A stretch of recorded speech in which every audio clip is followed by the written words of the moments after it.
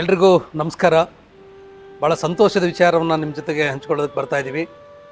ಇದೇ ತಿಂಗಳು 20ನೇ ತಾರೀಕು ಚಿತ್ರದುರ್ಗದ ಬೋವಿ ಗುರುಪೀಠದಲ್ಲಿ ಒಂದು ಐತಿಹಾಸಿಕವಾದಂಥ ನಾವೆಲ್ಲರೂ ಸಂತೋಷ ಪಡ್ಕೋರುವಂಥ ಕಾರ್ಯಕ್ರಮ ಜರುಗ್ತಾ ಇದೆ.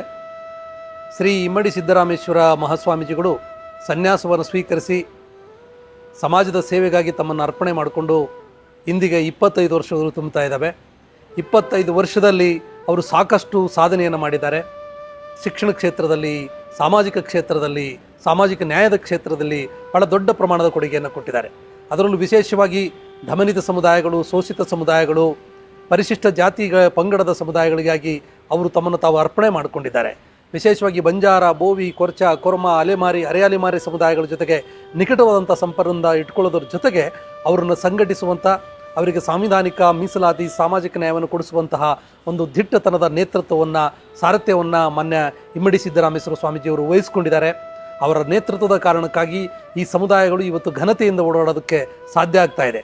ಅವರಿಗೆ ಮತ್ತಷ್ಟು ಬೆಂಬಲವನ್ನು ತುಂಬುವಂತಹ, ಮತ್ತಷ್ಟು ಶಕ್ತಿಯನ್ನು ತುಂಬುವಂತಹ ಮತ್ತು ಅವರ ಸೇವೆಯನ್ನು ಸಮಾಜಕ್ಕಾಗಿ ಪಡೆಯುವಂತಹ ಒಂದು ಅವಕಾಶಕ್ಕಾಗಿ ಇದೇ ತಿಂಗಳು 20ನೇ ತಾರೀಕು ಚಿತ್ರದುರ್ಗದಲ್ಲಿ ದೀಕ್ಷಾ ಮಹೋತ್ಸವ ನಡೀತಾ ಇದೆ.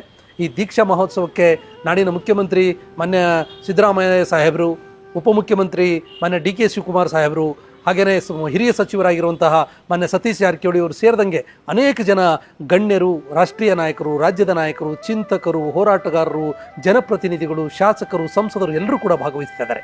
ಇಂತಹ ಒಂದು ಐತಿಹಾಸಿಕ ಸಮಾವೇಶದಲ್ಲಿ ಪರಿಶಿಷ್ಟ ಜಾತಿ, ಪರಿಶಿಷ್ಟ ಪಂಗಡ, ಶೋಷಿತ ಸಮುದಾಯದ ಜನಸಂಘಟನೆಯ ಎಲ್ಲ ಮುಖಂಡರು ಕೂಡ ಸಕ್ರಿಯವಾಗಿ ಭಾಗವಹಿಸಬೇಕು. ಆ ಐತಿಹಾಸಿಕ ಕ್ಷಣಗಳಿಗೆ ನಾವೆಲ್ಲರೂ ಕೂಡ ಸಾಕ್ಷಿಯಾಗಬೇಕು.